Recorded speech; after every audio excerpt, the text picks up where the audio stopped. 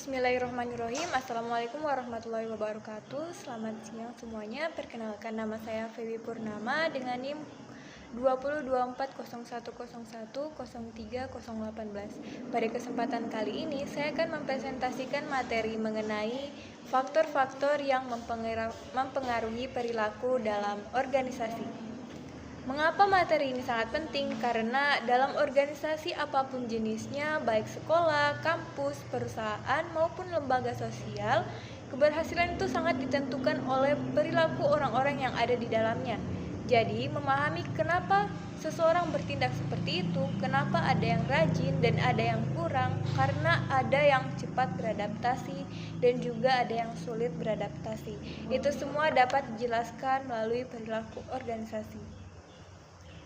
Langsung saja pada slide pertama, perilaku organisasi dipengaruhi oleh beberapa faktor besar. Secara umum ada 4 faktor utama, yaitu faktor individu, faktor psikologis, faktor kelompok, faktor lingkungan atau organisasi. Keempat faktor ini saling berhubungan, jadi kita tidak bisa hanya menilai seseorang dari kepribadiannya saja, tapi juga perlu melihat suasana kerja, dinamika kelompok, dan motivasi internalnya. Kemudian pada faktor individu, yang pertama yaitu setiap anggota organisasi membawa keunikan diri mereka sendiri ketika bekerja. Beberapa komponen pentingnya yaitu ada usia, pendidikan, dan pengalaman. Semakin tinggi pengalaman seseorang, biasanya pola pikirnya lebih matang, sementara pendidikan memberikan dasar pengetahuan dan cara berpikir sistematis. Kemudian kepribadian. Kepribadian ini sifatnya relatif stabil. Misalnya, seseorang yang ekstrovert cenderung mudah bekerja dalam tim dan berinteraksi. Sementara yang introvert mungkin lebih fokus dan mendalam ketika mengerjakan tugas individunya. Contohnya, dalam satu tim kerja, ada anggota yang cepat beradaptasi dan aktif memberi ide. Sementara yang lain mungkin lebih diam, namun teliti. Dua-duanya itu penting, tinggal bagaimana kita memposisikannya. Selanjutnya adalah faktor psikologis atau faktor yang berasal dari dalam diri seseorang. Faktor ini itu mencakup 3, yaitu pertama ada persepsi, bagaimana seseorang menafsirkan informasi. 2 orang bisa melihat situasi yang sama, tapi punya penilaian berbeda. Kemudian sikap, berkaitan dengan keyakinan dan perasaan terhadap sesuatu. Sikap positif terhadap pekerjaan dapat meningkatkan motivasi dan kinerja. Kemudian terakhir motivasi, alasan seseorang mau melakukan sesuatu.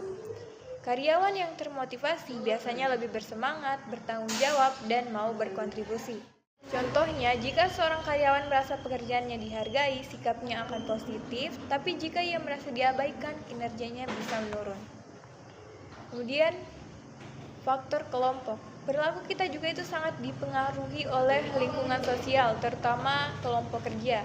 Yang mempengaruhi perilaku kelompok antara lain, yang pertama adalah norma kelompok. Perilaku kelompok antara lain pertama adalah norma kelompok. Ini seperti aturan tidak tertulis di kelompok.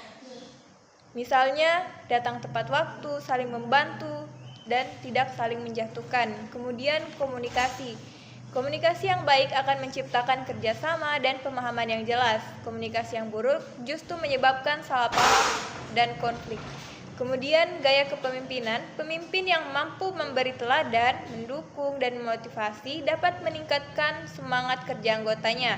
Contohnya, jika pemimpin bersifat terbuka dan mau mendengar, anggota kelompok akan merasa dihargai sehingga suasana kerja menjadi lebih positif. Kemudian slide terakhir ada faktor lingkungan atau organisasi.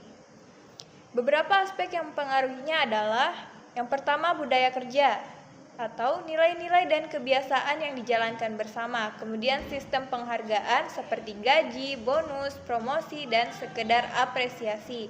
Kemudian yang terakhir kondisi kerja atau kenyamanan ruang kerja, keamanan, hubungan antar rekan kerja, dan fasilitas pendukung.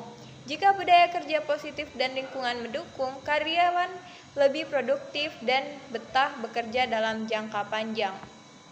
Jadi dari penjelasan tadi dapat kita simpulkan bahwa perilaku seseorang dalam organisasi adalah hasil interaksi antara kepribadian, kondisi psikologis, dinamika kelompok, dan lingkungan kerja. Jika organisasi mampu mengelola keempat faktor tersebut dengan baik, maka kinerja meningkat, konflik turun, dan suasana kerja menjadi lebih sehat dan produktif. Demikian presentasi yang dapat saya sampaikan. Terima kasih atas perhatiannya. Mohon maaf jika ada salah. Wassalamualaikum warahmatullahi wabarakatuh.